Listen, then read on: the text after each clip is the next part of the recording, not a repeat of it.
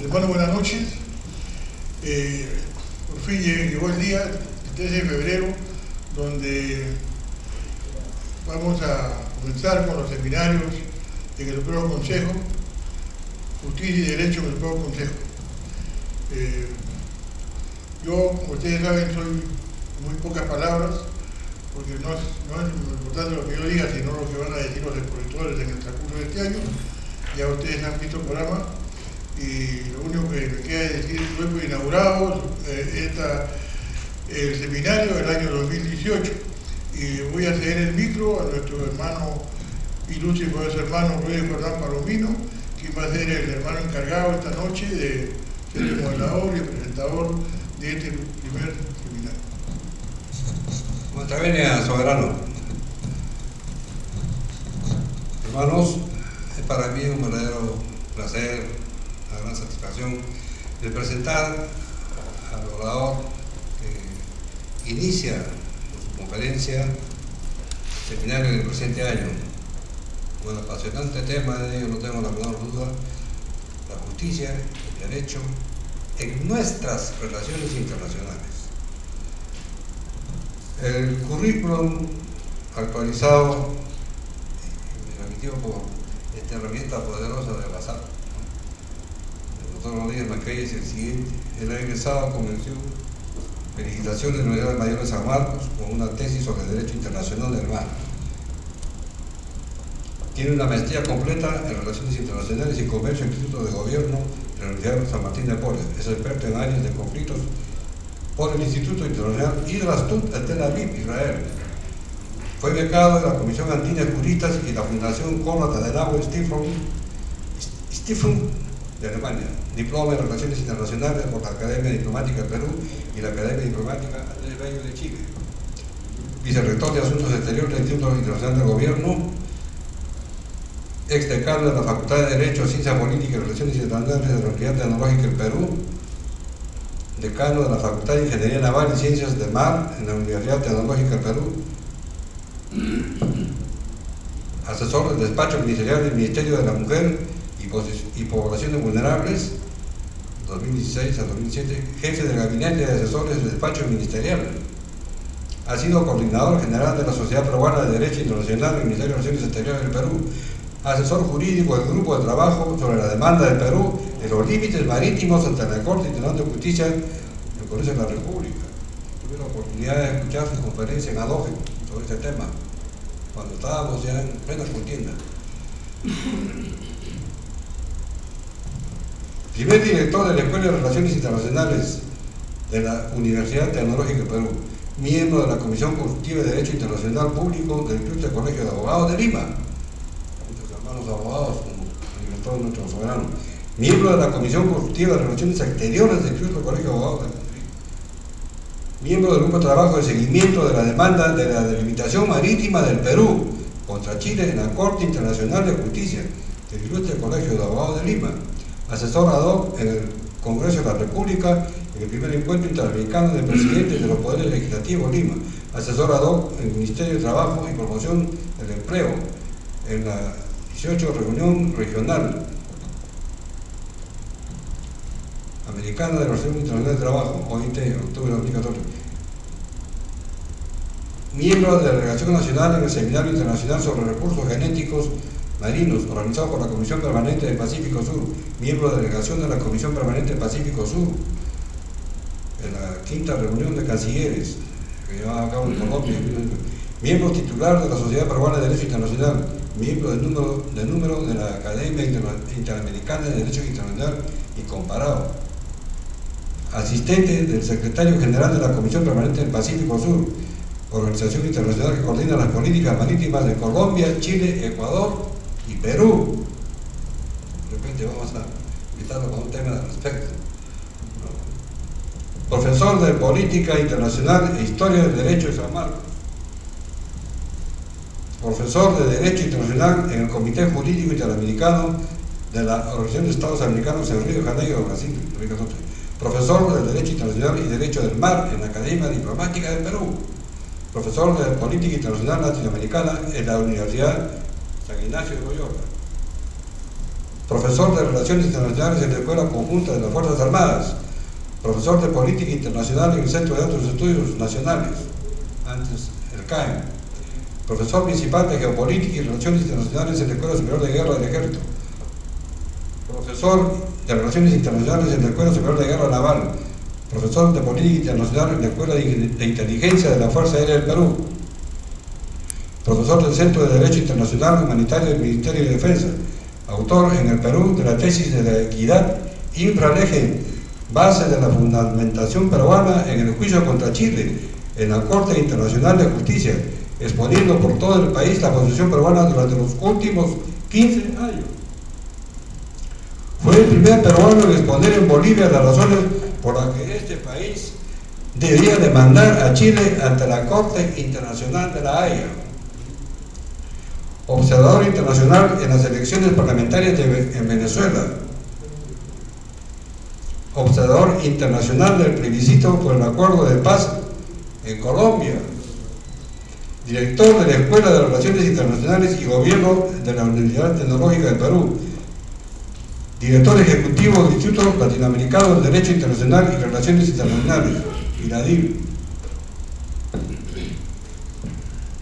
Miembro de la Comisión Central de Grados y Títulos de la Universidad Tecnológica del Perú.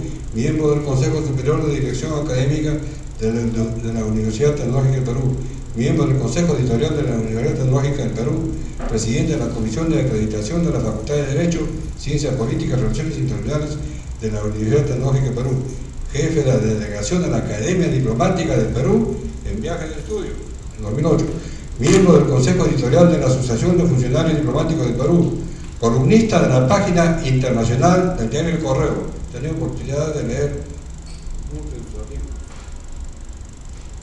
Columnista de la página internacional de la revista Vela Verde. Columnista de la página internacional de la revista Rumbo Económico. Ejerció la docencia escolar en el Colegio San Vicente de Paúl, de la Congregación del Padre Vicentino del Perú. Internacionalista del año en el Perú en los años 2010 y 2014. Docente del año en la Escuela Superior de Guerra del Ejército y en la Escuela Conjunta de las Fuerzas Armadas. Fue distinguido como profesor honorario del CAEM. El Ilustre Colegio de Abogados de Lima, en mayo de 2017, le impuso la máxima condecoración Vicente Morales y Duárez por sus aportes en la defensa jurídica del Perú en la Corte de la Haya. Le han sido otorgados 5 doctorados honoris causa, 4 nacionales y un extranjero, y ha recibido diversas condecoraciones y distinciones en el Perú y el extranjero. En 2017 obtuvo el tercer puesto nacional del concurso del Centro de Altos Estudios Nacionales, CAE, con un artículo sobre el denominado triángulo terrestre. Es un tema quemante, no resuelto hasta ahora. Sus últimos libros publicados son Fidel, el hombre que quiso cambiar la historia, el fenómeno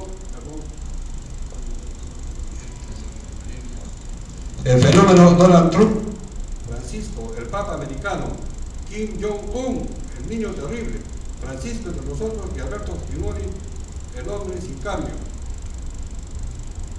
Cuenta con numerosos artículos publicados en el dominio extranjero. Sus últimas ponencias en el exterior fueron Marruecos, Panamá, Medellín, Miami, Bogotá, Santo Domingo, Zacatecas, México, Buenos Aires, Asunción y La Paz. Próximas ponencias en el 2018, invitado por la Academia Diplomática del Reino de Marruecos, expondrá en la ciudad de Rabat una ponencia titulada América Latina y la necesidad prospectiva no tradicional de la política internacional de sus estados, el caso peruano, así como en la República Dominicana. En junio de 2018 expondrá sobre el problema migratorio internacional. Instituciones académicas a las que pertenece: miembro del Ilustre Colegio de Abogados de Lima, miembro de la Comisión Consultiva de Derecho Internacional Público del Ilustre Colegio de Abogados de Lima, miembro titular de la Sociedad Peruana de Derecho Internacional, miembro del número de la Academia Interamericana de Derecho Internacional, miembro del Centro de Estudios Históricos Militares del Perú, miembro del número del Instituto de Estudios Históricos Marítimos del Perú, miembro del Instituto San Martiniano del Perú, miembro del Instituto Juan Castillo, miembro de la Asociación, un poquito más abajo, Nacional Pro Marina del Perú, miembro socio honorario de Institución del Derecho Indiano, miembro de la Legión de Caballería del Perú, miembro de la Orden de la Legión Marical Cáceres. A propósito, se ha tenido una ley que declara a los Andes peruanos como los Andes de Cáceres.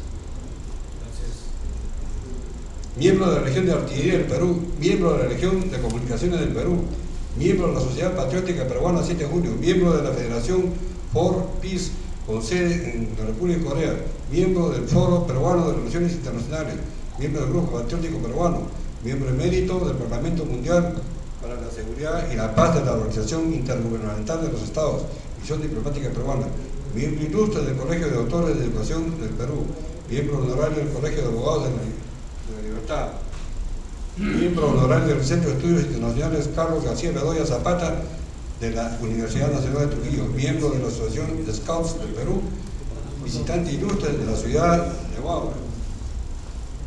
Instituciones y condecoraciones: doctor honoris causa del University of Silvaner de Panamá, doctor honoris causa de la Universidad Nacional de Tumbes, doctor honoris causa de la Universidad Nacional Emilio Balizán de Huánuco, doctor honoris causa de la Universidad Nacional Daniel Artigas Carrión de Cerro de Pasco, doctor honoris causa de la Universidad San Pedro Chimbote.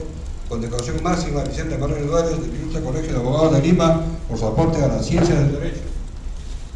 Divisa de la Escuela de Operaciones Psicológicas del Glorioso Ejército del Perú. Medalla de oro de la Academia Diplomática del Perú. Medalla de oro del Colegio de Periodistas del Perú. Profesor del año de la Escuela Conjunta de las Fuerzas Armadas. Profesor del año de la Escuela Superior de Guerra del Ejército. Fue de posgrado. Premio al Mérito Nacional Los Mejores del 2008, medalla de oro, diploma y birrete de plata. Distinción internacionalista.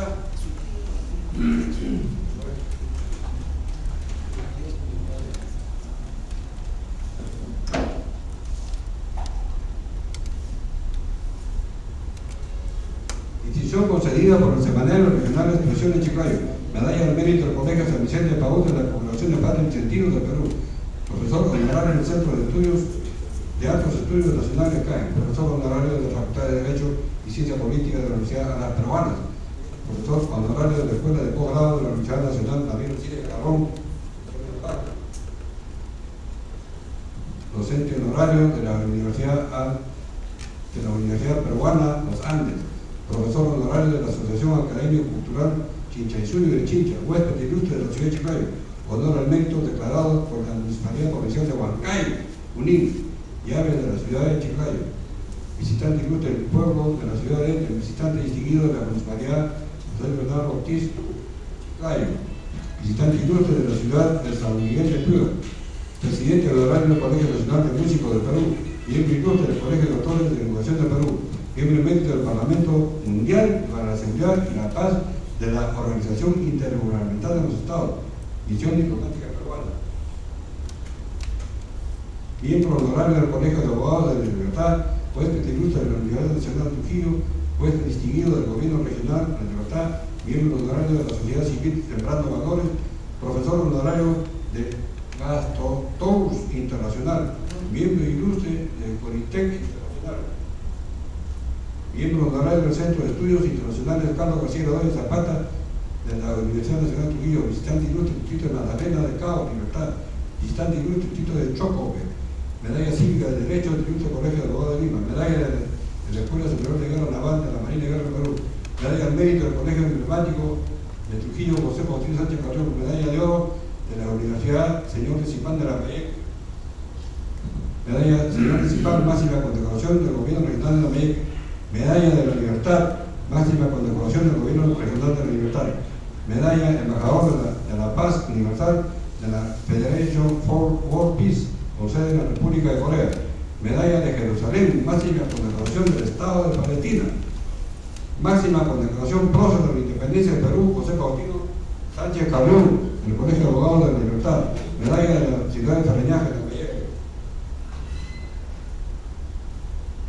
igualmente de la ciudad de Monsefú, de la ciudad de Ete, medalla merecido reconocimiento de la gobernación de la ciudad de Monsefú, Chiclayo, medalla al mérito del Colegio Militar Ramón Castilla, medalla al mérito del Colegio Militar Elías Aguirre Pimentel, medalla al mérito de la Universidad Jorge Bazar de Rosman de Tacna, medalla al mérito de la Universidad Nacional de Piura, medalla al mérito de la Facultad de Derecho de la Universidad de Chiclayo, medalla al mérito de la Universidad Vallejo, Miguel Piura, medalla al mérito de la cultura del Instituto Nacional de Cultura, medalla premio a la excelencia Muchi del Instituto Nacional de Cultura, medalla Madre Teresa Calcuta, medalla Juan Pablo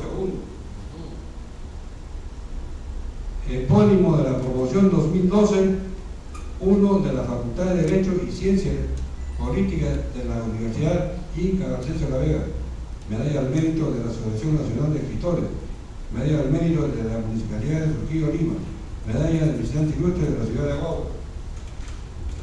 Terminamos. Tenemos un expositor. Voy a agradecerles que presten toda la atención.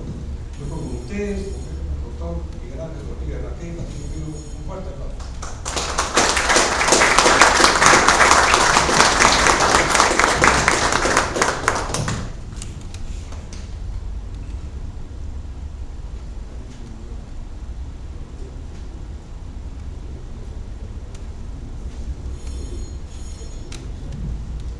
Muchas gracias. Debo confesar que hubo un error, porque yo debí darle un CD muy corto y me equivoqué. Y le agradezco esa benevolencia suya, pero me da pena que haya tenido que escuchar toda una lectura. Muchísimas gracias al ilustrísimo miembro de esta importante y trascendente estancia en el Supremo Consejo del Grado 33 para la República del Perú. En su nombre, doctor Farfán, a todos y cada uno de los que integran este comité. Estoy con la voz un poco, medio torcida, porque todo el día estoy hablando. Mi trabajo es hablar, me gusta hablar. Estoy todo el día con jóvenes, trabajando en la academia, en la universidad. Pero bueno, pero estoy sumamente vigoroso en esta hermosa noche, en este recinto, que es un espacio, ¿no? Y lo pongo ver, ¿no? Que es un espacio de reflexión.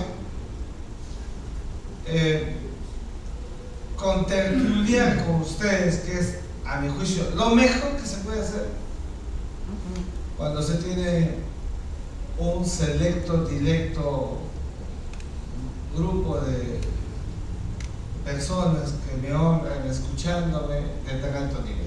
Entonces, para mí esto no es una conferencia, no podría ser una conferencia, yo más bien diría un contertulio.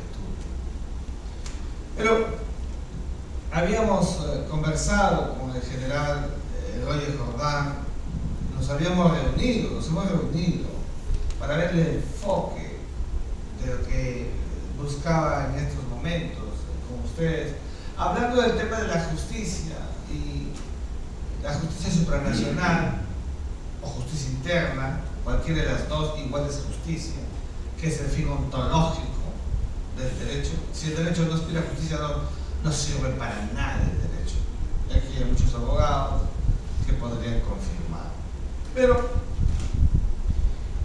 han pasado varias cosas en las últimas semanas en el país. Entonces, yo acabo de hacerle ajustes, ¿no?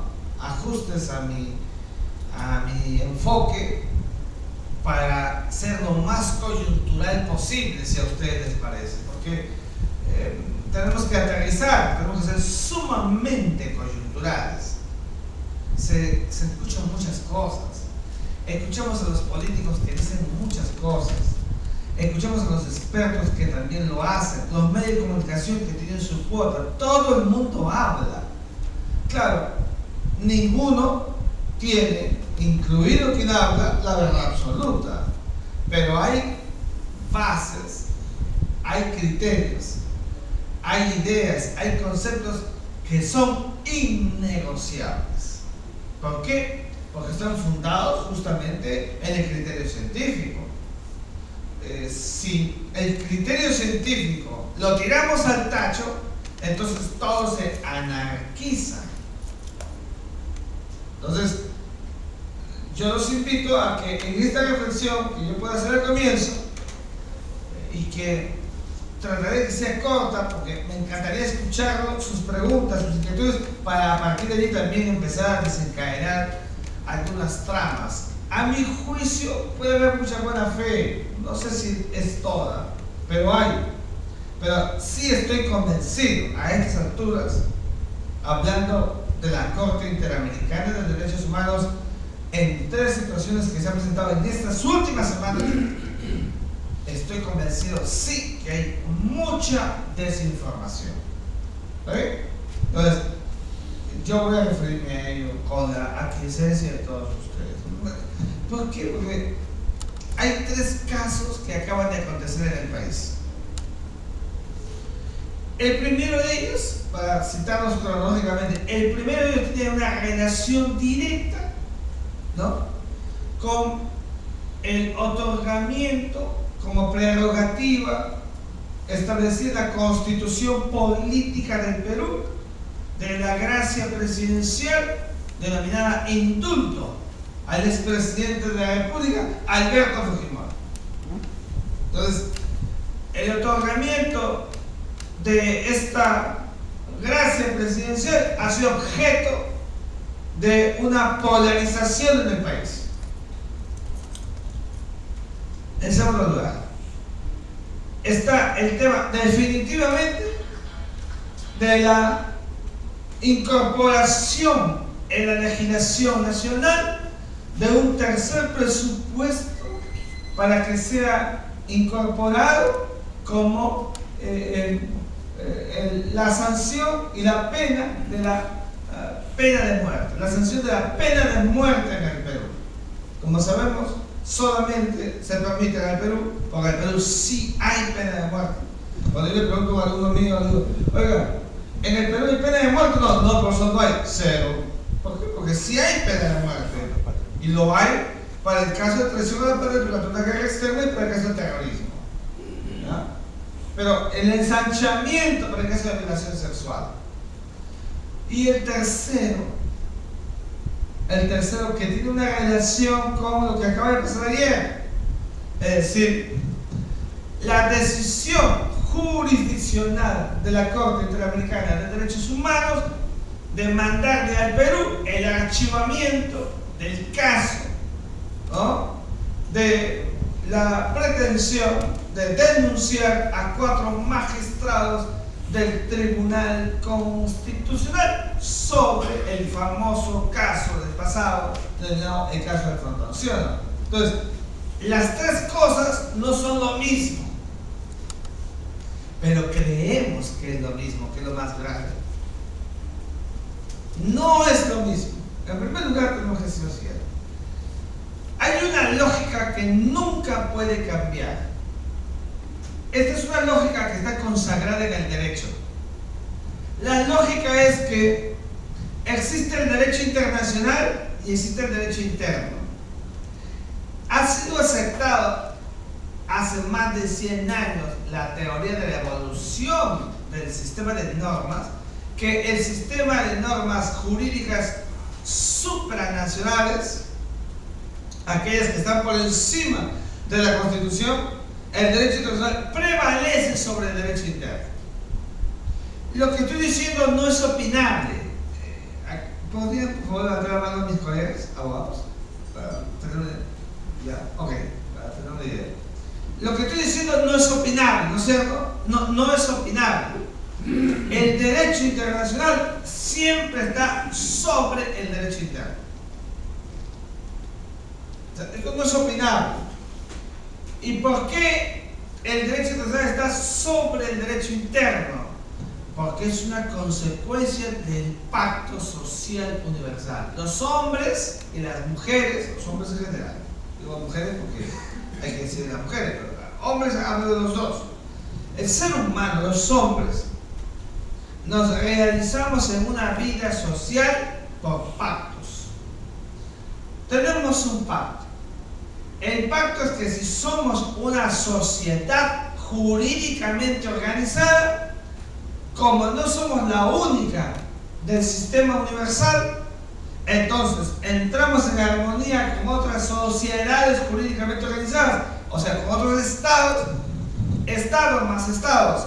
Si mantenemos una relación plana, no llegamos nunca a nada, porque cuando hay conflictos o controversias, si tenemos una relación plana, ¿podremos resolver un problema?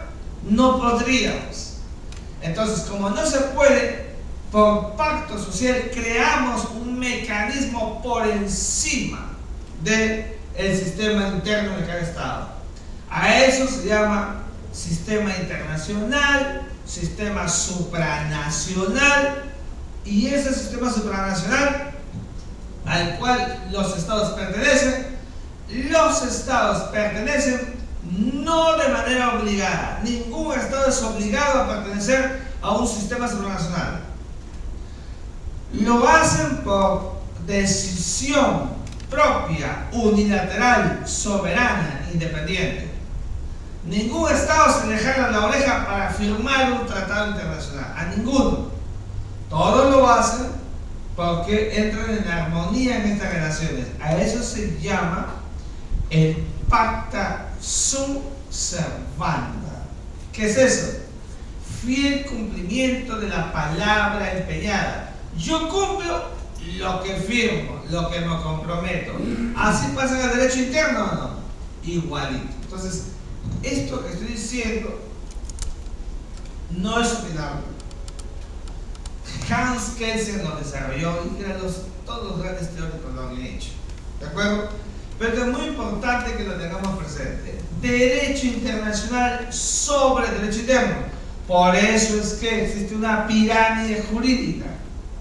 Esa pirámide jurídica solamente es válida para el derecho de cosa interno, no para el derecho internacional. ¿Por qué? Porque la máxima norma de ese sistema interno se llama constitución política, ¿sí o no? Encima de la constitución están todos los tratados. Debajo de la constitución todas las leyes, decretos, resoluciones, todo. Entonces, así se armoniza el sistema internacional. ¿De acuerdo? Entonces, esta es la primera premisa que tenía que dejar clara. Entonces, los estados, segunda premisa, todos los estados tienen un sistema judicializado de su vida de convivencia. No estoy hablando del poder político, del Congreso, no. Estoy hablando de un sistema judicial, un aparato de administración de justicia. Ese aparato de administración de justicia es fundamental porque si no hay quien administre justicia, se anarquizan las relaciones interhumanas. ¿Está bien? Entonces, ese aparato judicial es un aparato pétreo, fuerte, duro. Y ese aparato, en el Perú, está consagrado, según la Constitución política, la doble instancia, ¿sí o no? O sea, no es que un juez resuelva, hay otro encima, ¿sí o no?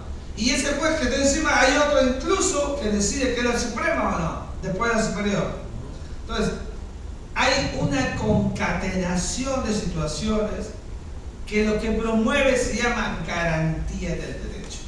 Entonces, el derecho es eminentemente garantista. Mire, ahorita vamos a ver primero las bases. Si el derecho no fuera garantista, el derecho no sirve de nada. El derecho es una garantía. Nos guste o no nos guste, es una garantía. Vamos a la primera garantía. Para lo que estamos hablando, digo yo. Se le ocurrió al presidente de la República en el último minuto, se le ocurrió 3 meses antes, se le ocurrió 1 año atrás. Es irrelevante cuándo se le haya ocurrido. Se le ocurrió al presidente de la República conceder el indulto al expresidente de la República combinado a una pena privativa de la libertad de 25 años. ¿Está bien? ¿Qué se le ocurrió al presidente? Otorgarle, concederle el indulto. El indulto es una institución del derecho penal interno, no es del derecho internacional, es interno. Y el indulto solamente lo puede dar de manera ad hoc y exclusiva el jefe del Estado. No lo puede dar el vicepresidente, no lo puede hacer el presidente del Congreso, ni el Poder Judicial, nadie. ¿Solamente quién? El presidente de la República. Y el indulto, según la Constitución Política del Perú, produce efecto de cosa juzgada. El que diga la Constitución, la más importante norma, que produce efecto de cosa juzgada, lo que está diciendo es que no existe ningún mecanismo judicial que pueda impugnarlo. ¿Está bien o no? Esto que estoy diciendo no es oponible. Pero si ustedes escuchan al defensor del pueblo, si ustedes escuchan a algunos importantes amigos expertos, o incluso el presidente de la Constitución, dicen, en el siglo XXI no existe nada absoluto, porque un Estado democrático constitucional de derecho, todo es revisable. Eso que ha dicho no es jurídico, es su opinión. No es jurídico. Es una opinión personal, válida y respetable, pero no es jurídica. ¿Por qué? Porque la Constitución dice que es efecto de cosa juzgada. Si produce efecto de cosa juzgada, no hay nada que pueda, ¿qué cosa? Revertirlo. ¿Está bien? Lo que estoy diciendo es así en el derecho penal. ¿Está bien? Esto es muy importante. Entonces, el día que salió esta dación de gracia, porque la doctrina del derecho de gracia dice que hay dos bracitos. Un brazo se llama indulto, el otro brazo se llama amnistía. ¿Está bien? Pero ha surgido en el trayecto, en el decurso de esta institución, otro brazo más, que es la gracia propiamente dicha.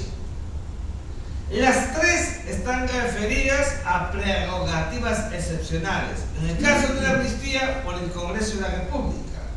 Y en el caso del indulto, por el jefe del Estado. Y el derecho de gracia, cuando aún no hay una sentencia, se puede interrumpir. Pero ¿qué han dicho? Lo que han dicho es lo siguiente. Como existe un cumplimiento de pena a 25 años, no puede haber indulto. ¿Por qué? Porque se trata de un delito de lesa humanidad. ¿Han escuchado eso o no? Sí.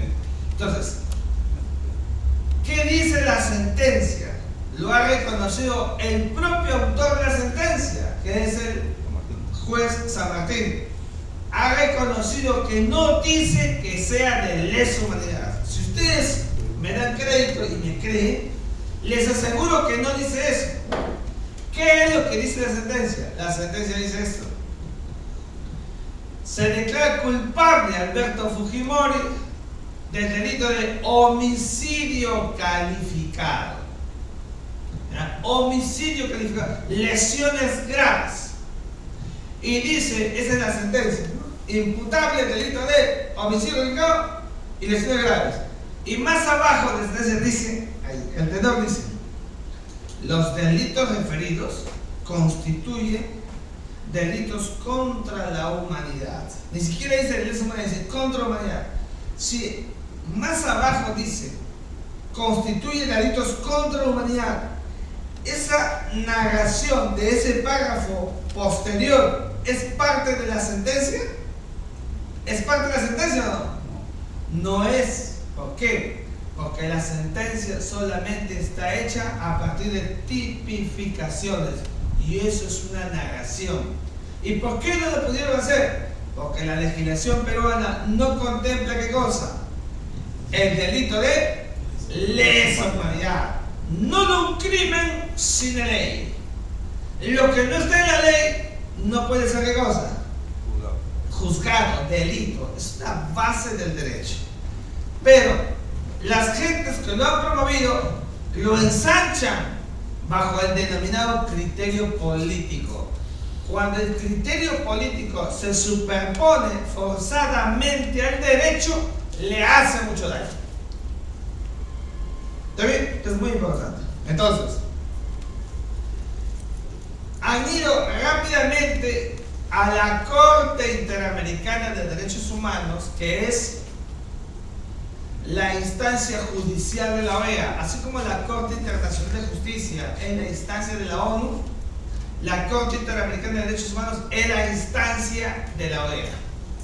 Y le han dicho a la OEA, a la Corte, ¿sí qué pasa? Mire, en Perú, el gobierno del Perú ha decidido, el presidente, interrumpir el cumplimiento de la sentencia. Iba por el año 12, son 25, ¿por qué hace eso?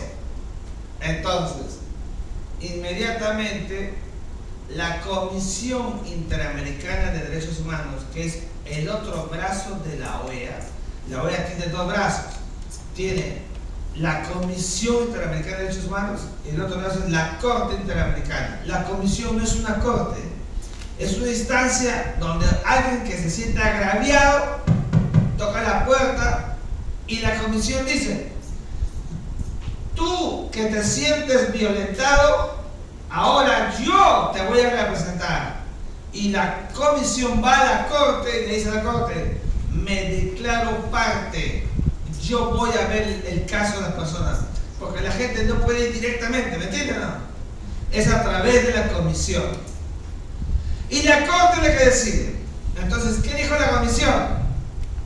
Le dijo a la Corte lo que le estoy diciendo: Corte, en el Perú, arbitrariamente, el gobierno ha interrumpido la sentencia. Entonces, ¿qué ha hecho la Corte? Así, ¿no? Allá, voy a convocar a una audiencia de supervisión de cumplimiento de sentencia. Yo dije por todos lados, por todos los medios, lo dije siempre: ese día la Corte no va a sentenciar, no se va a pronunciar, no va a hacer nada. ¿Por qué? Porque no puede hacerlo. ¿Por qué? Porque el reglamento de la Corte, porque el estatuto de la Corte, porque la Carta de la OEA dicen que cuando hay audiencia de cumplimiento, lo único, lo máximo que puede hacer la Corte es ¿qué cosa? Escuchar, tomar nota e informar a la Asamblea General de la OEA. ¿Se dan cuenta de lo que digo? Entonces, pero todo el mundo decía, el 2 de febrero, acuérdense conmigo, ese día todo el mundo pensaba que iba a haber sentencia o no. No hubo nada, porque no podía haberlo. Porque así es el sistema. Entonces, la OEA, la Corte, no puede pronunciarse sobre el indulto a Alberto Fujimori. Esta es mi primera posición jurídica. ¿Por qué? Porque la Corte, según su modus operandi, solamente puede pronunciarse por casos que se ven desde el derecho interno hacia la Corte. El indulto no es un caso de la Corte. El indulto es una institución del derecho interno que nació en el derecho interno y muere, concluye en el propio derecho interno. Nunca sale del derecho interno, nunca sale. El hecho de que lo interrumpa no hace que el indulto sea un caso de la Corte, ¿me entiende? No es un caso de la Corte. La Corte Interamericana lo sabe perfectamente. ¿Por qué? Porque no existe una Corte Interamericana, ni la Corte Africana de Derechos Humanos, ni la Corte de la Unión Europea de Derechos Humanos, ni la Corte Árabe de Derechos Humanos, ninguna. No hay una Corte en el mundo, les pido que me crean, no hay una Corte en el mundo que se haya atrevido a meterse en el Estado y cambiar, revertir una decisión del derecho interno. ¿Me entienden o no? Del derecho interno. No se puede hacer. ¿Por qué no se puede hacer? Porque la soberanía es pétrea, la soberanía es muy importante, la soberanía es muy sólida. Nadie puede penetrar en la soberanía del Estado. No hay forma. Porque si se penetra la soberanía del Estado, se acabó el Estado, se acabó la soberanía, se acabó todo. Entonces, doctor, usted acaba de decir que el sistema supranacional es más importante. Sí, pues, pero recuerden que el indulto no es qué cosa. No es un caso de la Corte, ¿me entienden o no? Es un caso interno. Lo que hace el indulto es interrumpir los 25 años. Por eso es que ha llamado la atención, porque lo interrumpe. Pero el indulto no es parte del juicio a Alberto Fujimori. Alberto Fujimori fue sentenciado a 25 años. Tampoco tenía que indultársele a la mitad de año. Pregunta, ¿se le puede indultar al segundo año? Claro. ¿Se le puede indultar el 24º año? También. En el momento no hay una fecha, un plazo para tocar el indulto. Lo que único que tiene que haber es ¿qué cosa? Ánimos, voluntad. ¿Está bien o no? Eso es en cuanto al indulto de Alberto Fujimori. Segundo caso.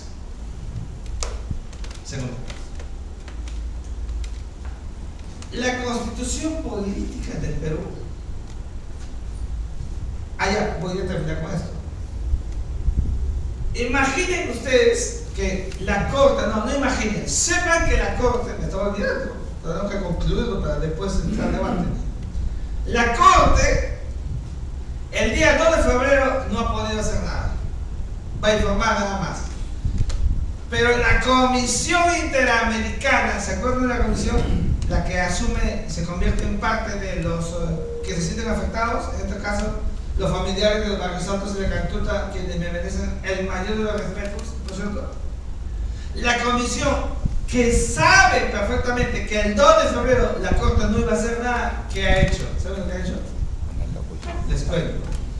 Acaba de anunciar que el 2 está de moda, que el 2 de marzo va a haber una audiencia especial para el caso de ¿qué cosa? Para el caso del indulto a Fujimori. ¿Se dan cuenta? Sabían que no iban a poder hacer nada, pero han dicho ahora que el 2 de marzo va a haber una audiencia para el caso del indulto. Igualito nomás. No pueden penetrar el derecho interno. Doctor de Maguey, ¿está usted diciendo que la Corte no se va a pronunciar? No se va a pronunciar. ¿Pero puede pronunciarse? Claro que sí puede, pues. En el sentido político. Si quiere, le llega altamente y lo hace. Pero si lo hace, ¿qué cosa va a producir? Aberración jurídica. Mis amigos, colegas, no saben qué cosa es una aberración jurídica. Es decir, una decisión a contranaturaleza del derecho. Y eso puede acarrear el faltamiento del respeto del derecho por la prevalencia del derecho nacional, por el interés nacional. ¿Y qué puede acarrear? Que el Estado se declare en rebeldía o se salga de la Corte, ¿sí o no? Entonces, ese es el primer caso. Segundo caso. Como consecuencia de lo que le ha pasado a esta niña, Jimena, en realidad hubo otro debate en noviembre cuando una niña de meses fue violada, ¿se acuerdan? Se habla otra vez de la pena de muerte. Lo he dicho públicamente, lo reitero. Mi abierta disposición, mi pensamiento, mi opinión es que debe haber pena de muerte en el Perú. Yo respeto a los que dicen que no. La mía es que debe haber pena de muerte. Entonces, en el Perú existe la pena de muerte. No se le pudo condenar a Abimael Guzmán a la pena de muerte porque la Constitución es del año 93, ¿sí o no? Y a él se le detiene en el año 92. Ninguna ley es ¿qué cosa? Retroactiva cuando perjudica al rey. Salvo para beneficiar al rey. ¿Ah? Salvo para beneficiar al rey. Salvo, por eso, para perjudicar no se puede. Entonces, como no se podía, se dio cadena perpetua. ¿Ya? No hemos tenido hasta ahora un caso de traición a la patria durante una guerra externa. A Ariza y a los otros traidores se les ha consumado a penas privativas porque como no estamos en guerra, no se les puede fusilar. ¿Está bien o no? No hay guerra externa. No hay guerra externa. No se cumple el presupuesto completo. Pero nosotros incorporamos en la Constitución política el presupuesto de terrorismo. Entonces, cuando lo hemos incorporado, ¿qué año era? ¿93 o no? Si está en la Constitución política es porque el Estado soberanamente lo decidió o no. Pregunta, si el Estado peruano lo incorporó en la Constitución política en el año 93 y el Pacto de San José se firmó, nos adherimos finalmente todo en el año 78, ¿podríamos o no podríamos, ahora que estamos en el 2018, incorporar un presupuesto más como el de terrorismo? Lógicamente, ¿podríamos o no? No podríamos. ¿Podríamos o no?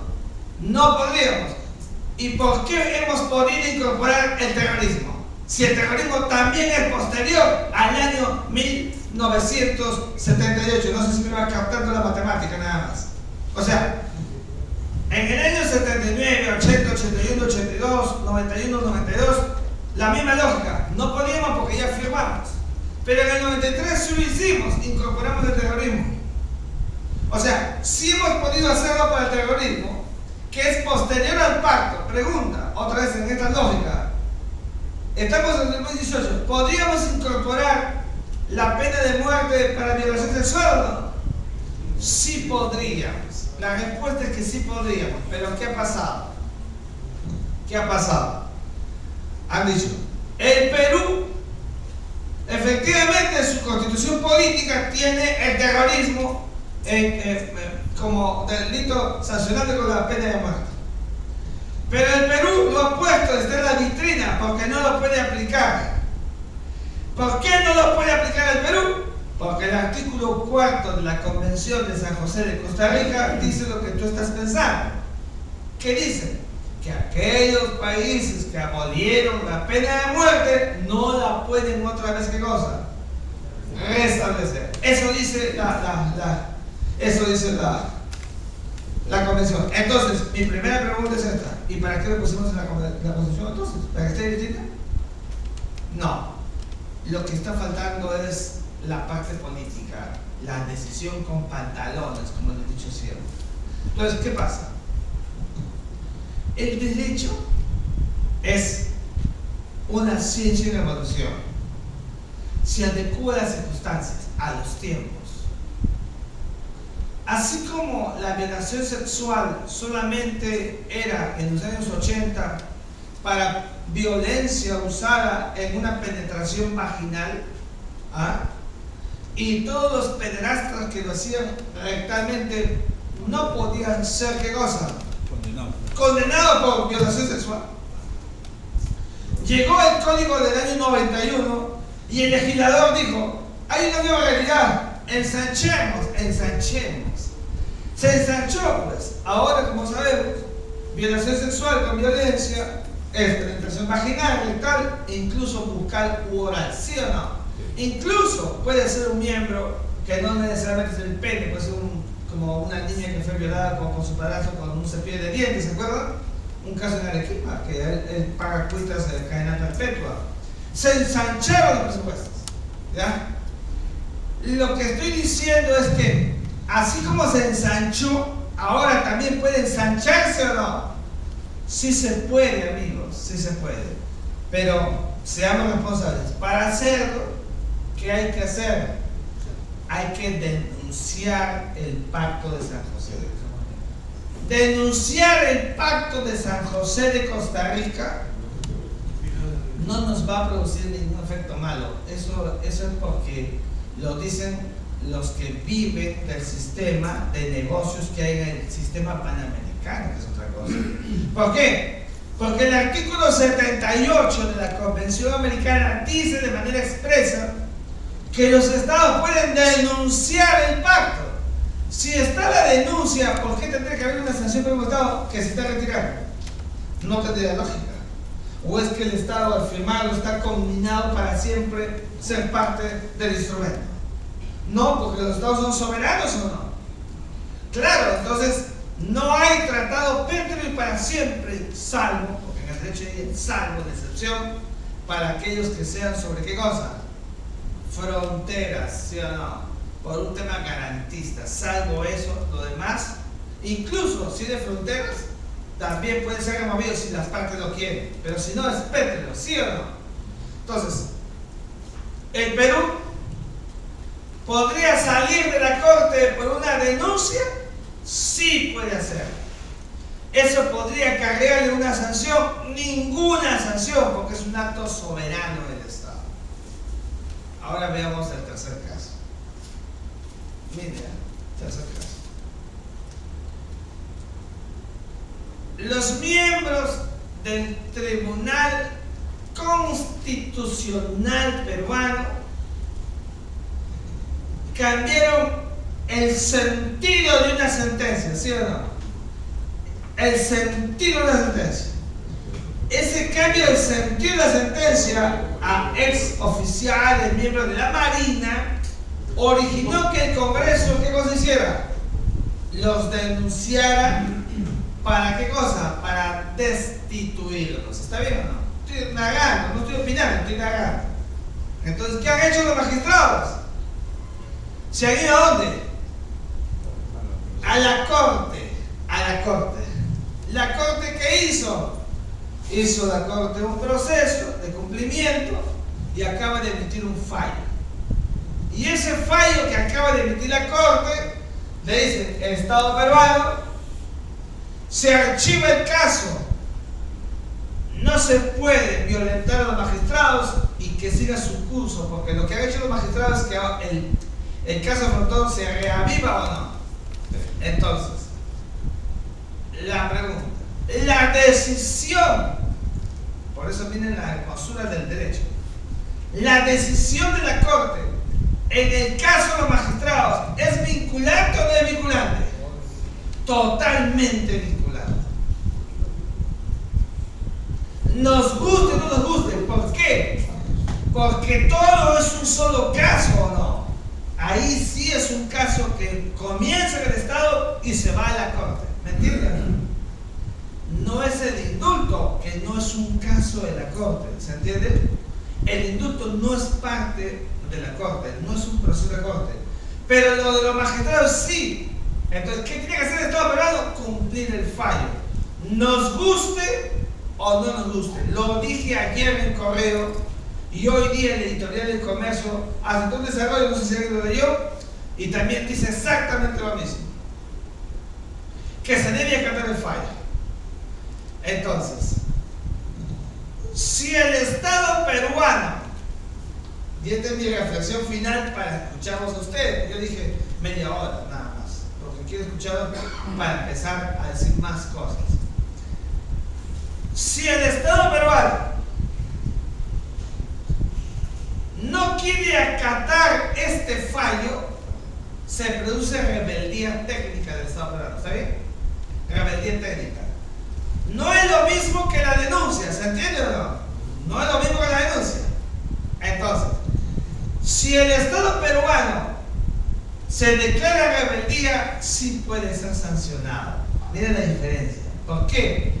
Porque estamos saltando a la regla del sistema interamericano. Porque no nos gusta. Yo he dicho públicamente, el fallo no me gusta. Estoy en contra del fallo. Pero jurídicamente tenemos que cumplir.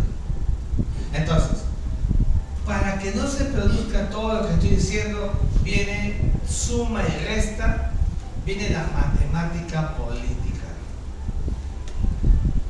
Si no queremos ese fallo de la Corte que acaba de hacerse hace un instante contra 4 magistrados, si queremos que se incorpore la pena de muerte en el Perú, y si no queremos que Alberto Fujimori vuelva a la cárcel, no por Alberto Fujimori, sino por el indulto, no queremos, ¿qué es lo mejor, lógicamente, que debería hacer el Estado peruano poniéndose en los pantalones? Denunciar el pacto de San José. Es lo que voy a decir en mi próxima columna, que la reflexión estoy haciendo acá. Porque eso es lo congruente en el Estado, ¿sí o no? Lo que no debemos hacer, ser rebeldes. No debemos ser rebeldes, porque si somos rebeldes estamos pisando palito. ¿Me entiendes? Estamos pisando palito. ¿Qué he dicho yo en mi columna de hoy? En el diario Correo. He dicho, hoy día no voy a hacer una reflexión jurídica, voy a hacer una reflexión política. En mi columna de hoy, que se llama así, América, sistema supranacional y poder político. Y en mi columna, que siempre busco que tenga un equilibrio jurídico-político, la de hoy ha sido eminentemente política. ¿Por qué? Se lo voy a decir de otra manera. ¿Saben por qué? Repito, no es jurídico, es político. ¿Saben por qué la Corte se acaba rápidamente de adelantar y decidir el archivamiento? Porque si hay algo que la Corte tiene que medir es que mucho cuestionamiento a ella la puede perjudicar. Entonces la Corte dice esto: mejor me apresuro y decido lo que sí está permitido, que es incuestionable, que archive el caso porque es del derecho internacional, no hay forma, porque así está establecido, porque yo no voy a poder con el indulto de Fujimori. Porque el indulto de Fujimori yo haría una aberración jurídica. Entonces, ¿qué está haciendo la Corte? El equilibrio. El equilibrio. ¿Por qué? Si yo hago el equilibrio, dice la Corte, estoy fallando de derecho, cuando venga el caso de Fujimori, no tenemos nada que hacer con el indulto, la opinión pública internacional y nacional va a decir, esta Corte no está contaminada, no está ideologizada, no es roja, lo que venimos diciendo nosotros, yo también, ¿me entiende o no? Logra su cometido. Y además, si el Perú quiere salirse por el tema de la pena de muerte, será un capricho peruano, porque el sistema panamericano, no lo digo yo, estoy explicando a la Corte, va a decir la Corte, sí funciona. ¿Por qué sí funciona? Porque hacemos prevalecer el caso en el asunto de los magistrados, en el de Fujimori no nos metemos, está funcionando. Y lo que está haciendo el Estado peruano es un acto de marginalidad político-jurídica. ¿Me entienden o no? Eso es, a mi juicio, lo que la Corte estaría buscando. Para que estos escenarios no pasen, yo sigo pensando en el balance. Lo que debe hacer el Estado peruano es, a estas alturas, denunciar el Pacto de San José de Costa Rica. Doctor Rey Mackey, se va a querer confatar muchos casos, sí, pero si lee mi columna del domingo pasado, dije así: propongo la creación del sistema del Tribunal Andino de Derechos Humanos. Es decir, hace 15 años y algo más, la Conga del Náhuatl y la Comisión Andina de Juristas me becaron para un curso. Y todos me creían loco. Y yo decía, si la comunidad andina tiene un tribunal o no? La comunidad andina tiene su tribunal, que es el tribunal andino. Pero ese tribunal andino solamente sirve para resolver cuestiones aduaneras. ¿Sí o no? Para asuntos privados. No ve derechos humanos. Y yo digo, ¿y por qué no puede hacerlo como lo hace la Unión Europea? Que sí tiene derechos humanos. ¿La comunidad andina podría tener un sistema de derechos humanos o no? ¿Qué es lo que falta para hacerlo? Decisión política de los 4 países. Con lo cual, si nos preocupa que se va a quedar en orfandad un sistema supranacional, allí tenemos una posibilidad, pero eso se llama decisión política. En otras palabras, yo sé que ya me captaron lo que quise decir en el fondo. En otras palabras, todo lo que estamos viendo significa que hay muchos intereses. ¿De qué? Hay muchos casos en la Corte. Es un aparato funcional que da plata. Hay un modus operandi. Y si ese modus operandi de la Corte se corta, entonces muchos abogados, entre ellos de ONGs, de grupos, etcétera, pierden todo. Ese es el trasfondo que está en el caso que estoy comentando. Pero esto no se dice, o se dice poco o no se dice. ¿Por qué? Se nos quiere hacer ver como trogloditas. ¿Por qué? Porque, díganme una cosa, la Corte no puede ni cuestionar el indulto a Fujimori. Va a mirar el expediente porque además es un indulto humanitario. ¿O acaso el derecho humanitario es solamente para las víctimas? También es para el reo, ¿no? ¿Es erga omnes o no? Es para todos. Si la Corte mira el expediente, sí, está bonito, está bien, porque puede solamente opinar, nada más, no puede emitir nada. ¿Qué va a hacer la Corte? Nada. No puede, la Corte no tiene prerrogativa para meterse en el derecho interno, en otras palabras. Y es, como dije en mi artículo, donde dije que Duvernay Rodríguez, el presidente de la Corte Suprema, ha dicho una ignorancia jurídica. El defensor del pueblo, Walter Gutiérrez, ha dicho una ignorancia jurídica, los dos, en mis dos columnas que he dicho. Porque estamos interpretando y entendiendo mal lo que significa las leyes internas e internacionales, en otras palabras. El señor Alberto Fujimori en estos momentos podría ser objeto de una medida jurisdiccional que lo devuelva a la casa. Una norma puede perjudicar si son para adelante. ¿Se puede volver a la casa de alguna persona por una decisión jurisdiccional? No existe eso. Doctor de Maqueta, el caso Crucial no tiene nada que ver con el Alberto Fujimori. ¿Por qué? Porque el de Crucial fue una farsa. ¿Sí o no? La farsa desnaturaliza el derecho. ¿Me entiende? Si lo de Alberto Fujimori fuera una farsa, se desnaturaliza el derecho. Hasta donde sabemos todos, puede que no esté muriéndose, puede que no esté agonizando, no necesita estarlo para que merezca el indulto. Es otro mito decir que tiene que estar muriéndose para que se sea. Basta con que sí tenga un cuadro que resulte de acuerdo a la opinión médica para indulto, para que sea concedido. Nos guste o no nos guste. Lo digo yo que lo he hecho en mis columnas, en mis apariciones en los medios. Alberto Fujimori, con esto acabo para sus preguntas, le hizo mucho daño al Perú. Quebró la moral nacional. Pero no seamos malagradecidos, porque no debe terminar en la cárcel, podrido en la cárcel, un hombre que fue jefe de Estado, que acabó con el terrorismo, que acabó con el problema con Ecuador, que sacó el Perú de la orfandad económica, pero sobre todo para que no acabe como acabó Augusto de Leguía en el panóptico de Lima. Eso no hagamos los peruanos. No nos llenemos de odios mutuos. Respetemos la norma jurídica. Porque yo la respeto, es que acabo de decir, y lo sigo diciendo, nos guste o no nos guste, el fallo para los magistrados debe de cumplirse. No me gusta porque los magistrados, a mi juicio, cuando están contaminados por la ideología, desnaturalizan el derecho. Y cuando el derecho es desnaturalizado, pierde su razón de ser ontológico, que es la justicia.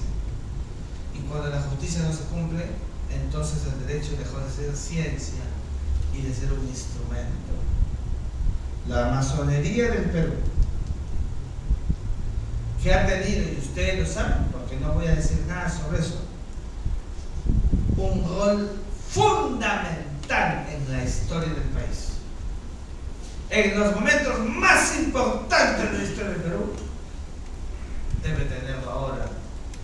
Y ustedes deben de tomar cafés todos los días, no sé, pero ponerse de acuerdo para sacar un comunicado a favor, lo que sea. Tiene que tener presencia histórica, como ha sido en la vida viviente del país, como han dicho otros grupos, porque somos una sociedad con instituciones pervivientes.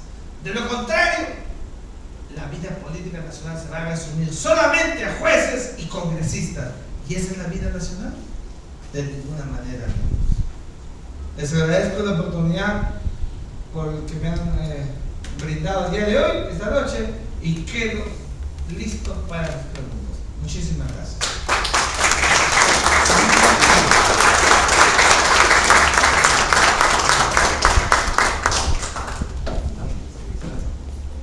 Hermano, que desea hacer una pregunta.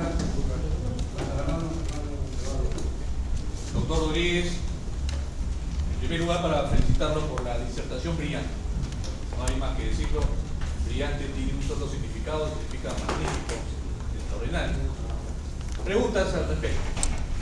Hay una corte peruana que está viendo el caso de Fujimori, sobre el caso Pativilca, y amenaza con llevarlo preso y no considerar que existe el indulto. ¿Puede hacerlo esta corte? ¿Sí o no? Segunda pregunta respecto de este primer caso. Se señala que el matiz de la debilidad del indulto es porque ha sido motivado y la motivación es endeble. Sin embargo, la Constitución le otorga al presidente la facultad, porque es una gracia presidencial, es uno de los pocos casos que existe de gracia presidencial, que como tal no necesita ser motivada. ¿Es cierto o no es cierto? ¿O es cierto que la gracia tiene que ser motivada para que funcione? Respecto del segundo caso, la pregunta siguiente: ¿el tribunal cometió un exceso al reabrir el caso de Frontón o no? ¿Y cuál sería la forma o el procedimiento para que esto pueda ser nuevamente encauzado como corresponde? Y la tercera es: si el caso peruano denuncia, el Estado peruano denuncia el pacto, incorpora la pena de muerte, al regresar se le respeta su derecho a la pena de muerte establecida en la Constitución. Muchas gracias. Vamos a responder varias preguntas y vamos a ir respondiendo. Primero, es un mito que el indulto deba suponer un cumplimiento de requisitos a la letra, viejo Gutiérrez. Eso es un mito. El indulto es una prerrogativa que la puede dar el jefe de Estado al demonio si quiere. Y lo dije en una columna. Dije demonio o diablo, porque es una prerrogativa inoponible. O sea, esto es muy importante. En el caso del indulto humanitario, nosotros internamente hemos creado una serie de requisitos, ¿no? Inclusive hay una comisión de gracia presidencial. ¿Ya? Todo eso se ha cumplido, todo eso existe. Entonces, el indulto es una garantía más bien. ¿Por qué? Porque como ha sido dado no por cualquier persona, es el único que goza de la personificación del Estado. Ninguno de los que estamos acá puede personificar al Estado. ¿Podemos representar al Estado? Sí, pero no representar, sí, pero no personificarlo. Porque la personificación es un atributo ad hoc que lo tiene solo el presidente de la República. El indulto antes lo tenía el monarca, ¿sí o no? Así es. Gracias por llamarlo. Así es. Vino a la vida de la República por la Revolución Francesa del 14 de julio de 1789 y el soberano monarca pasó al soberano pueblo. Y el soberano pueblo que elige en elecciones al jefe de Estado le traslada esa prerrogativa. Por eso es la exclusividad que tiene el jefe de Estado. ¿Te das cuenta? Entonces, ahí primero con el tema del indulto. La gracia presidencial. Mírenme. Es verdad que dice la Constitución que para el derecho de gracia tiene que haber 24 meses, ¿sí? Por lo menos de haberse producido el proceso y que no haya habido sentencia, caso Pativilca. Pero los leguleyos, porque no hay otra palabra, se olvidan de algo. Por eso no leen doctrina. Es muy importante la doctrina del derecho. En el derecho existe lo que se llama el espíritu de la ley. ¿Han escuchado la palabra espíritu de la ley? Es el sentido de la norma. Y esto no es subjetivo, es puramente derecho. La gracia que le dieron a Fujimori era esta: se concede indulto y derecho de gracia, ¿sí o no? ¿Por qué? Porque si uno indulta a una persona de 79 años por un acto humanitario es inconsistente con el sentido de la norma que indultado, liberado, libre tenga que enfrentar otro juicio para volver a la cárcel. Es una contradicción. No existe eso en el derecho, pero no lo quieren decir. No existe, porque la carga del derecho siempre favorecer a quién, al reo, al libertado, porque es el espíritu de la norma. ¿Ah? Más bien a mí me ha faltado escribir, porque he escrito varios artículos, como 7. Sobre eso que estoy relacionando, no lo he hecho porque me ha ido ganando la coyuntura por otros temas. ¿Cuál era El caso del frontón, si se puede. El caso del frontón. El caso del frontón. Lo he dicho y lo seguiré diciendo. No me gusta nada la decisión de los jueces peruanos. ¿Por qué? Porque, y esto tiene que ver con la crisis del Estado en el tema de cuánto el Estado es capaz de ponerse los pantalones para defender a su poder coactivo. Históricamente el Estado peruano no hace eso. Por eso es que nuestras Fuerzas Armadas, cuando defienden al Estado, más bien terminan siendo imputadas responsables. Nosotros criticamos mucho a Estados Unidos, que Estados Unidos no es parte de la Corte Interamericana de Derechos Humanos, que no es parte del Protocolo de Kioto, que no es parte de ninguna corte internacional. ¿Por qué? Porque protege su poder coactivo y constitutivo, que es lo que debe hacer un Estado, su aparato funcional. Eso que sí funciona en otros lados, aquí no funciona. Aquí un militar o un marino en la Guaitía en la época del terrorismo por pedir el DNI y no devolverlo, 5 años de cárcel por violación de derechos humanos. Aquí en el Perú, la Comisión de la Verdad y Reconciliación que hemos tenido fue una comisión de la verdad y la no reconciliación, porque no fue capaz de imputar a Sendero Luminoso la calificación del grupo terrorista. Nadie podría cuestionar eso. ¿Por qué? Porque si tienen ustedes el informe, si quieren el resumen de 100 páginas, no van a encontrar una sola calificación nominal a Sendero como grupo terrorista. No existe. Y es una vergüenza que eso no esté. Es verdad que se le imputa a Sendero la mayor cantidad de atrocidades, es cierto. Y es verdad que la mayor cantidad de actos terroristas fueron cometidos por Sendero, sí lo dice. Pero dice así: el Partido Comunista del Perú, Sendero Luminoso, es responsable de los asesinatos, la gran mayoría, sí es verdad, eso sí dice. El Partido Comunista del Perú, todo eso dice, es verdad. Pero nunca dijo el grupo terrorista Partido Comunista del Perú, si quieres, Sendero Luminoso. ¿Jurídicamente es igual? No es igual. ¿Por qué? Porque pueden haber partidos políticos que cometen actos terroristas, pero no es lo mismo que sean grupos terroristas que cometen actos terroristas, ¿me entienden? No es lo mismo. Y eso no dijo. Y cuando se le preguntó a los señoritos autores de la comisión, decían: ¿pero se llama Sendero Luminoso? No, pero es un partido comunista. Señores, el partido comunista que fundó José Carlos Mariátegui también era Partido Comunista del Perú, o no fue el primer Partido Comunista del Perú. ¿Cómo se va a catalogar en el mismo nivel a Sendero que el Partido Comunista que fundó José Carlos Mariátegui y Juan Croniquera? ¿Podría ser eso viable, factible? Eso no es posible. Y ahí está la ventana abierta por el que como un tubo se fueron todos al sistema supranacional. Me voy afuera, allí voy a hacer prevalecer mis derechos. Y eso es un antagonismo. Nosotros lo hemos permitido en el sistema interno. Y eso produce pues una crisis. Por eso es que estamos viendo mucho irrespeto. Resulta que ahora nuestros propios jueces no creen en la justicia peruana. Porque ¿cómo vas a decir el presidente de la Corte Suprema, ¿no es cierto?, que hay que fortalecer el sistema interno? Primero hay que fortalecer el sistema interno, que es lo lógico, donde se administra justicia en el Estado peruano. Entonces son las divergencias que tenemos en el sistema interno. ¿Y cuál era la última pregunta?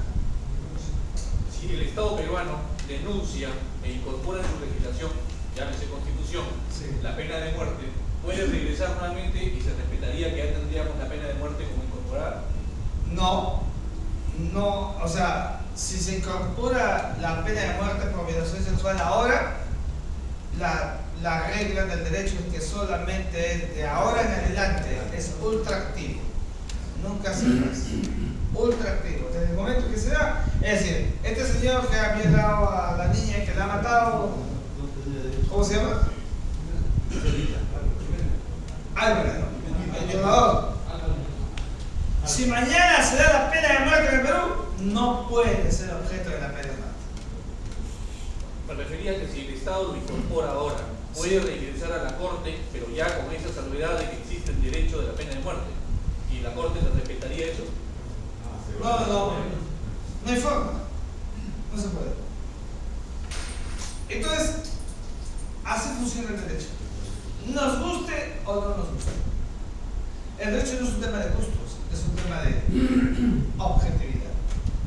Muchas gracias.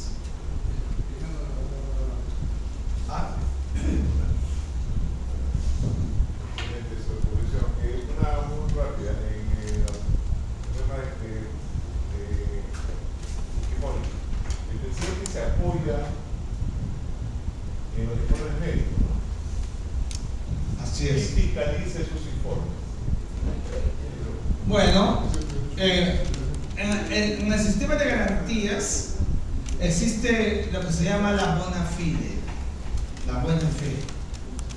Porque si a la comisión que lo hace lo revisa otra y esa otra, entonces es como un juez. ¿Y quién garantiza que el juez lo que haga es lo justo? La comisión médica es una comisión que forman médicos que tienen fundado en la buena fe que pregonar siempre lo correcto y exacto. Y la buena fe es que se parte de la premisa que lo que ellos digan es la verdad. No se puede pensar que es lo contrario, porque pensar lo contrario no es jurídico. Para que sea jurídico hay que pensar que lo que están diciendo está bien. Entonces, si se cuestiona, entonces puede haber un acto de verificación. Pero por una cuestión de oficio no tendría que verificarse, porque es una comisión instalada justamente para dar fe de ello. El presidente de la República, bajo este principio de la doctrina de la buena fe, no puede ser engañado, sorprendido. ¿Te das cuenta? Hay lo que se llama un modus operandi de la buena fe. Y funciona para todo, porque si no el aparato funcional de justicia no sería expeditivo. Así funciona el derecho. ¿Te das cuenta? Salvo, como pasa en todos los órdenes del derecho, el acto infraganti que le pasó a Cruzillar. Y como le pasó a Cruzillar, entonces desnaturalizó todo, porque se creó una farsa. ¿Te acuerdas?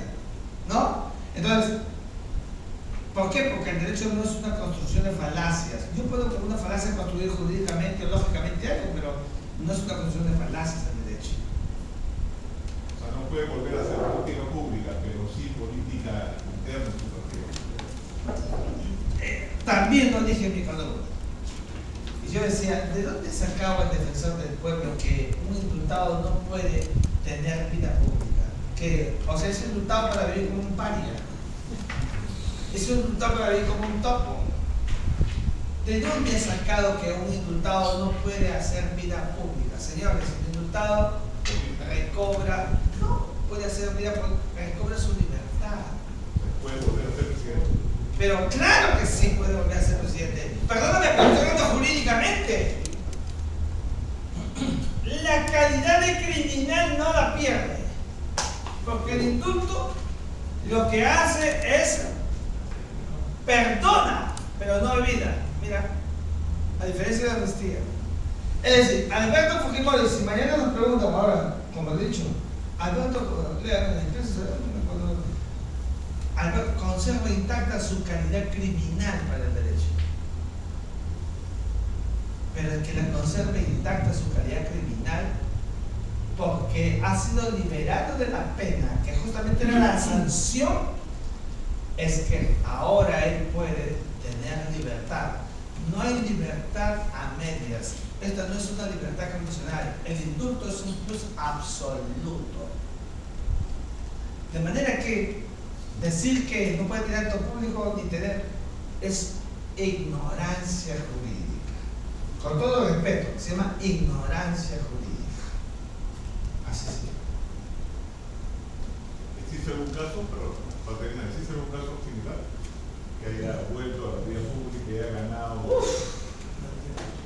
Lo dije en mi columna, lo puse, hay una montaña de indultados en el mundo, no solo en el Perú, que se han vuelto activistas políticos. Por eso, y además, dijo el defensor del pueblo, no cumple los estándares legales, ¿se acuerdan? ¿Escucharon ustedes? No? Yo dije en mi columna, ¿de dónde he sacado la palabra estándar legal? En el derecho no existe estándar legal, lo que existe en el derecho, ¿qué cosa?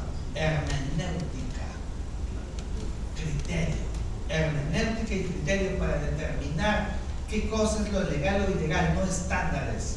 Como si fuera, dije en mi columna, una moda, como si fuera una ola. No, así no es el derecho. Y no he sido rebatido sobre eso hasta el día de hoy. ¿Por qué? Porque creen que hablando políticamente van a tener el espacio que justamente no tienen por otros motivos. El derecho es uno solo, debemos ser muy serios en el derecho.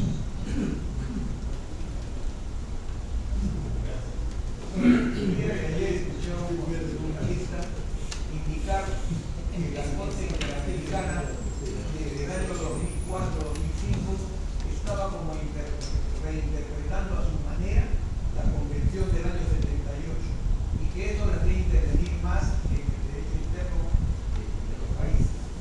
Segundo, en el asunto este de que indican que el Estado peruano debe archivar el proceso contra los del Tribunal Constitucional, eso implicaba en el archivamiento una votación en el Congreso y la votación de los congresistas tendría que ser aprobando. En otras palabras, que estaba como coaccionando a los congresistas que votaran de una determinada manera, invadiendo su pueblo. Sí, tengo que decirlo, ¿no? Con el mayor respeto por los honorables señores congresistas. No tienen nada que hacer. Inclusive he escuchado por ahí que no se había acabado la investigación en el Congreso. Señores, ninguna vía jurisdiccional depende de vías políticas. Ninguna vía. No se dejen sorprender. La reunión de portavoces fue ayer, ¿no? ¿Se acuerdan? Todos reunidos en una mesa redonda y estaba tomando café con otro abogado muy bravo de este país. Y decía, esto es justamente porque no hay uno en la mesa siquiera que tenga ánimos de criterio jurídico.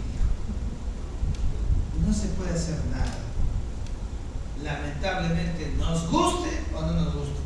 Así como dice el comercio el día de hoy.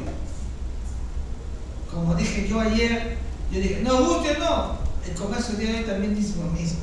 Dice todas las barbaridades que ha hecho el tribunal. Porque es un tribunal que está formado por seres humanos. Y me llama poderosamente la atención porque lo que debe hacer el sistema judicial es fortalecer la institucionalidad, ¿sí o no?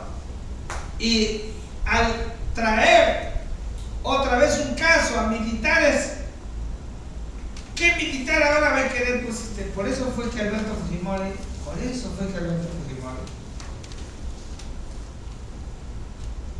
apenas terminó el caso Chapín de Huanta, lo tuvo bien claro. A todos nos condecoró y los elevó al ascenso inmediato superior, ¿no? Para fortalecer la institucionalidad castrense, más allá de todo lo que hizo, lo que pasó, más allá de todo eso. ¿Por qué? Porque en los estados hay cosas que no son negociables en el estado. Miren, perdóname que me salte el tema. El estado peruano el año pasado, en el mes de febrero, emitió vía los decretos de urgencia que le dio el Congreso, ¿se acuerdan? Un decreto, el 001, por el cual permitía que, a contracorriente de lo que dice la Constitución Política, que en 50 kilómetros no se puede tener nada, pero nada, para extranjeros nada, se permitió que pudieran tener.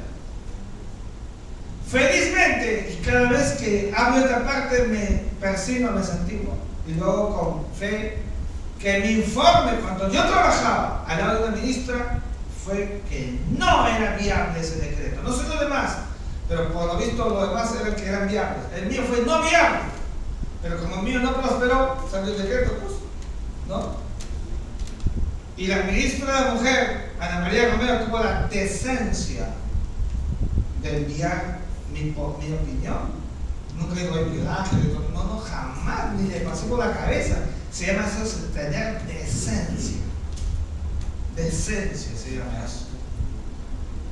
Y solamente nos enteramos y mucho cuando en agosto salió una resolución, acuérdense, el ministerial de Produce, para que, habiendo sido hecho para que otros países, porque no solamente el tema de Chile, sino fronteras, pusieran sus misiones consulares, la resolución ministerial de Produce era para que pongan tiendas comerciales. ¿Fue así o no?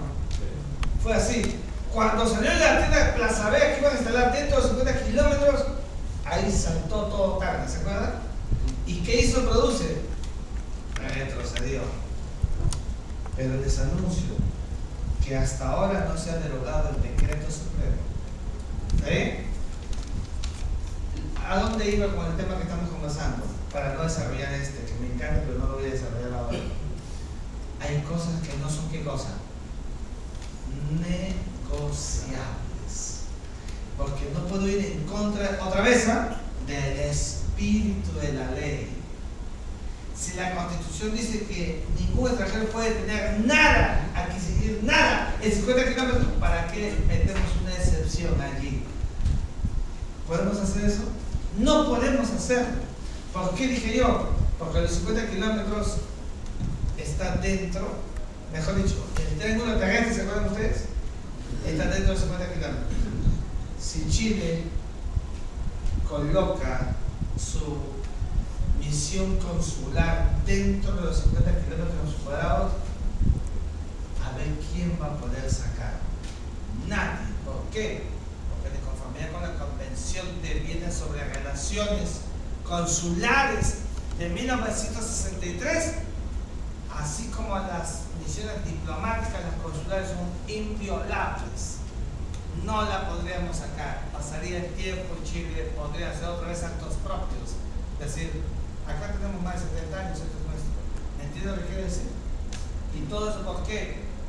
Por desconocimiento y también por falta de amor a la patria, porque hay cosas que tienen un recinto con el amor a la patria cuando no se toman las cosas como corresponde. Hay cosas que no son negociables y hay otras que sí se pueden hacer, sí pueden ser negociables.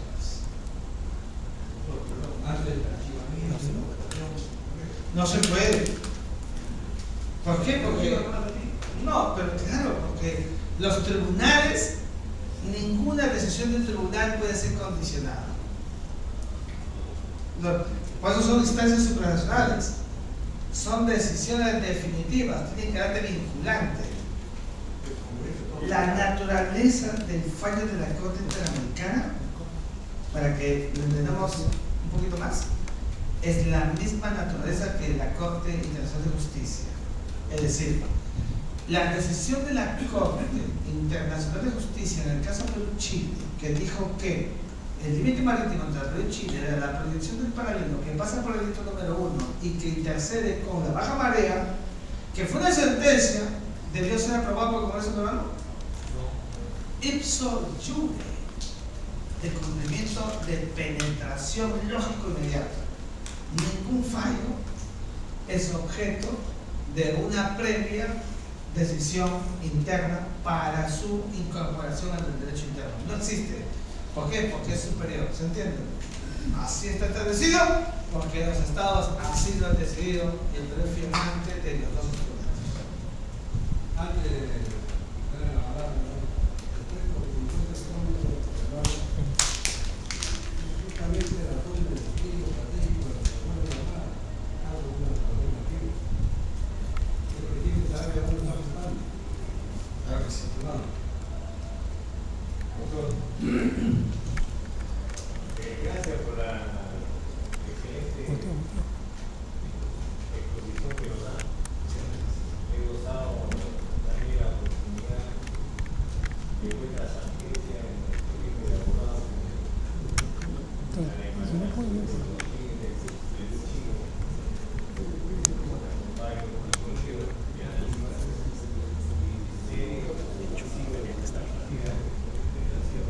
no soy abogado, pero le tomo las palabras en el sentido del amor a la patria, del espíritu de la ley,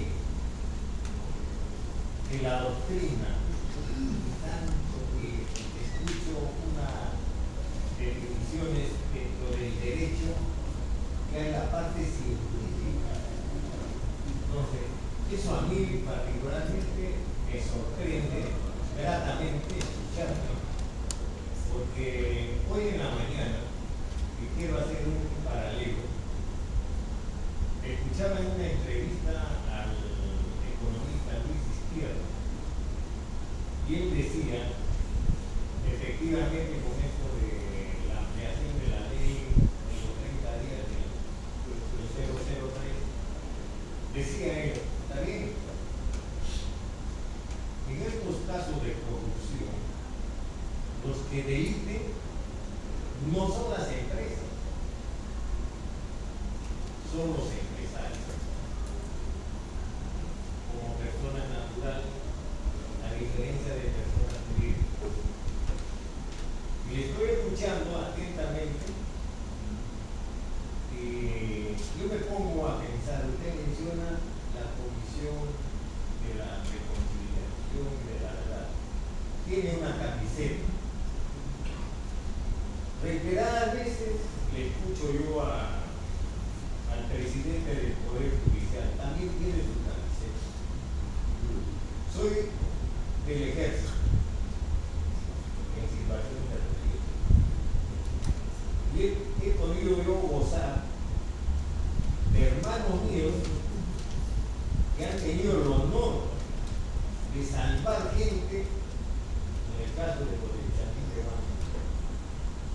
Y la patria, con los políticos que hoy en día, alguien tiene su camiseta, es un ejemplo pequeño.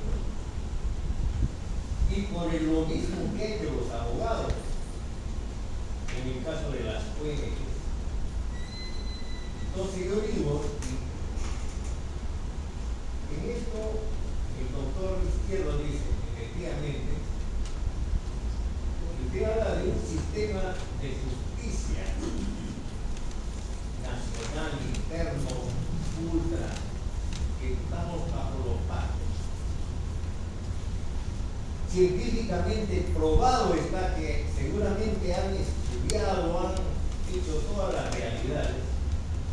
¿Quiénes fallan? Los abogados, los juristas, los estudiosos. Y si se aplicara como vos lo dices, ¿no se podría sancionar a los abogados? Recordemos en la época del presidente Toledo, lo digo con nombre, García Salión fue ministro de Justicia y todos los juicios los revirtió. Una pregunta por Entonces, ¿cuál sería a vuestra opinión de eso? Sí, muchas gracias. Por favor, muchas gracias. Sí. Ese es el gran problema que tenemos en el país, donde no ubicamos bien, ¿no?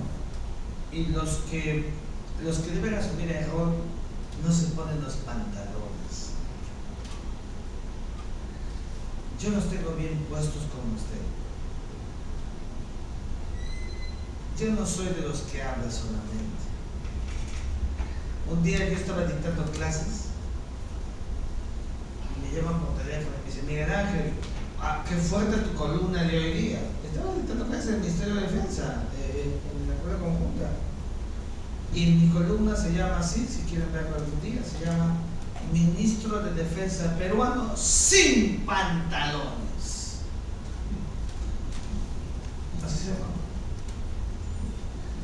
Porque como usted, yo puedo llegar a mi casa en la noche, jugar el tiempo que pueda quedar con mis hijas, ver a mi mujer, despedirlas con besos a las 4 mujeres que tengo en casa, es decir, mi mujer y mis 3 hijas, e irme a mi biblioteca, que es mi mundo, y luego dormir feliz y tranquilo, porque no tenemos hipotecas.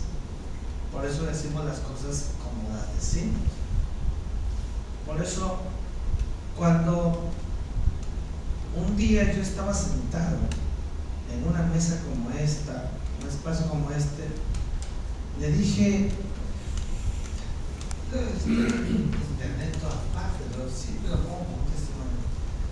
El presidente Toledo, usted quiere que yo lo acompañe, pero antes seguramente no le va a gustar, porque tengo que decirle algunas cuestiones que son fundamentales para que usted la sepa.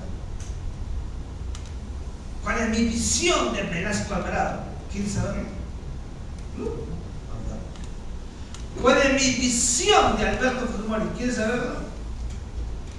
Porque no deberíamos nunca hipotecarnos.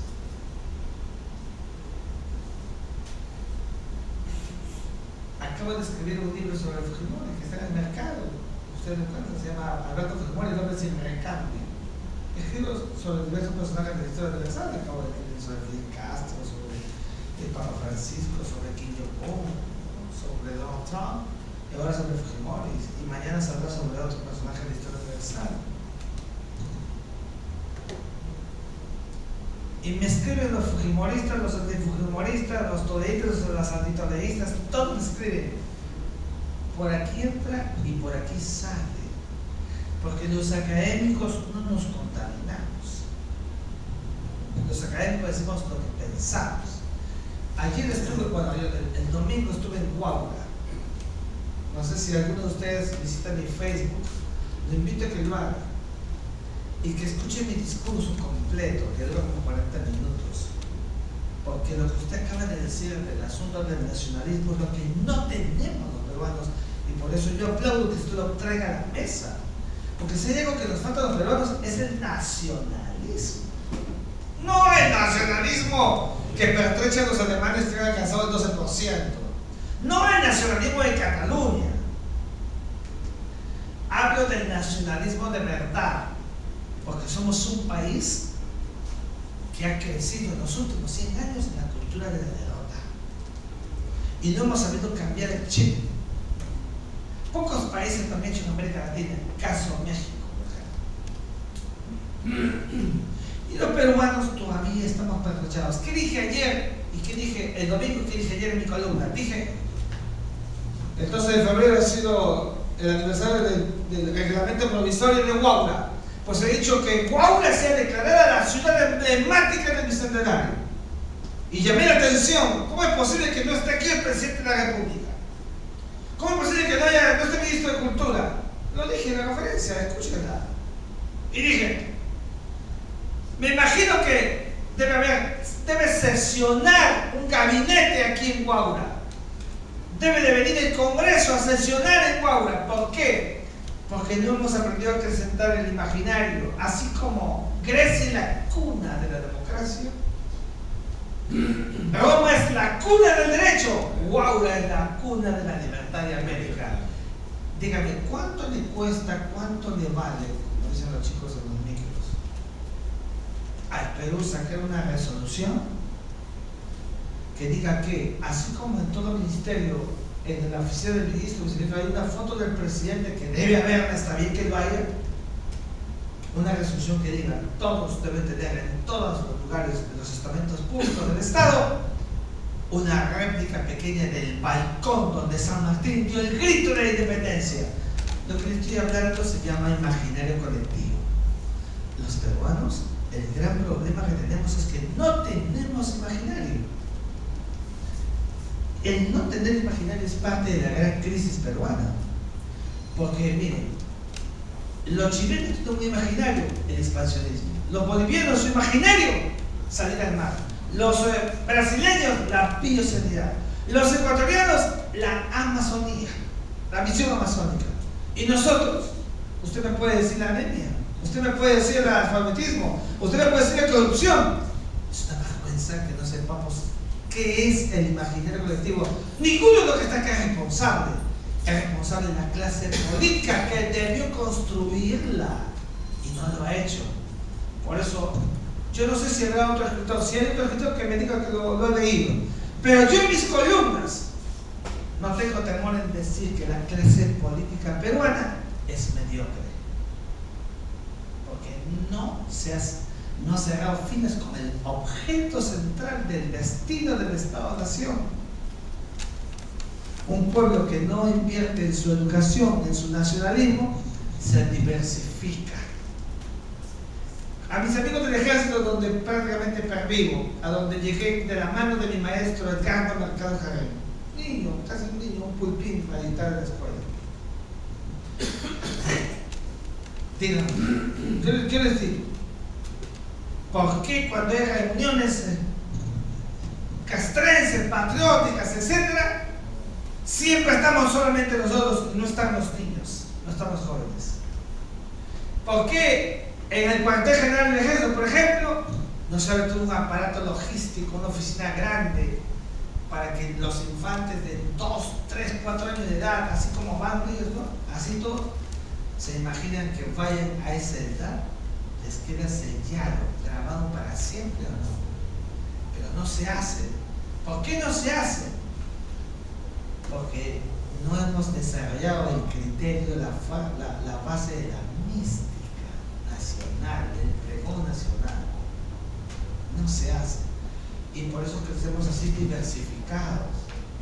Somos de los países de América Latina que menos tienen componente de la cohesión nacional en la identidad nacional.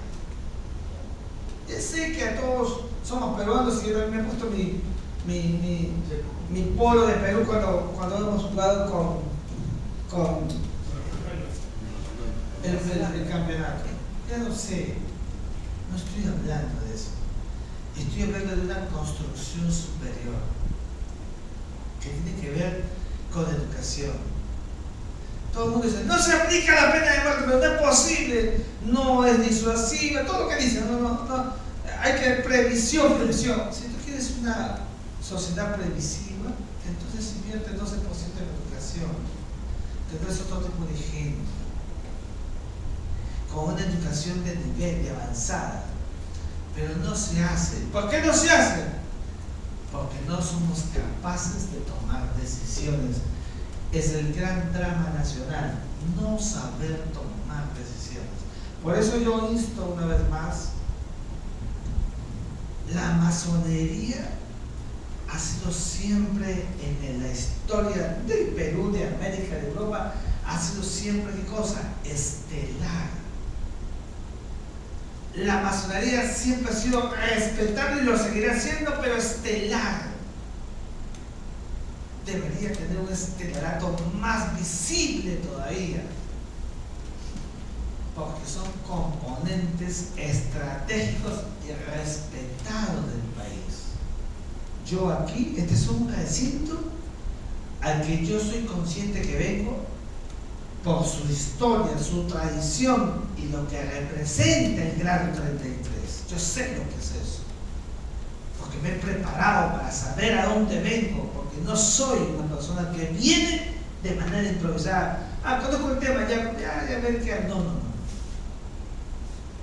Y por eso ese mismo respeto que me inspira el estadio aquí es para instarnos a que en el punto de quiebre tengamos siempre una participación sustantiva, como lo fue en todo el proceso de la vida nacional e internacional peruano y americano. Señor, yo estoy diciendo a usted y en su nombre, a todos, y por supuesto agradeciéndole al general que siempre tiene la diligencia invitarme, y a todos ustedes por haberme honrado dispensándome en un día como este que es tan, y la hora que es tan fastidiosa muchas veces, para poder escuchar a este servidor. Muchísimas gracias a todos.